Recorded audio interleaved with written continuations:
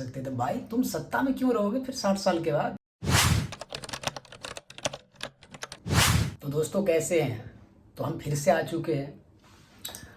आज भी बात वही करने वाले हैं जो पहले किए थे, लेकिन आज यूनिक एक पॉइंट पे बात करें।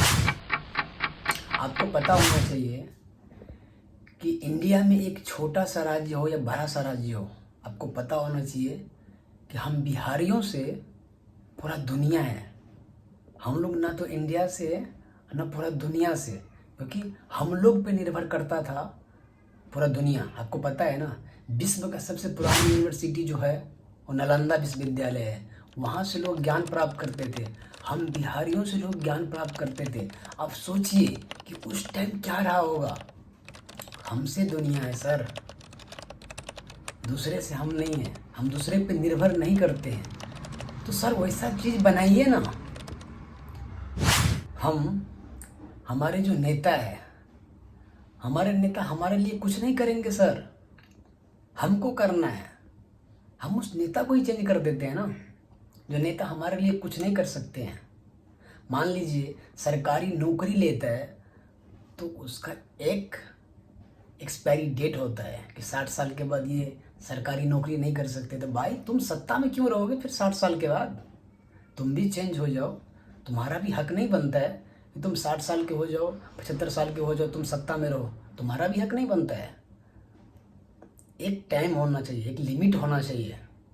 नए युवा को नए मोड़ देने के लिए, नए विकसित करने के लिए एक नया सोच होना चाहिए।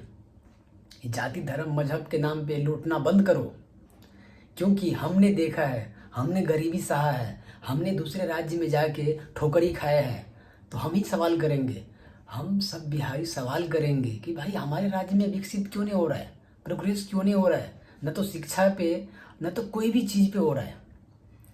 इसका जिम्मेदार हम लोग हैं।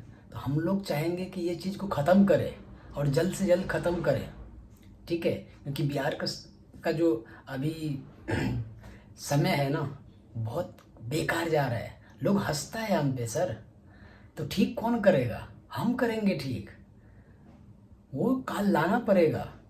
जिस चीज़ से लोग डरता था, जिस टाइम से लोग डरता था हमसे, वो टाइम फिर से लाना पड़ेगा। अभी कई ऐसा जगह है ना जहाँ ना तो बिजली की सुविधा है, न कोई चीज़ सरकार का कोई लाभ मिलता है।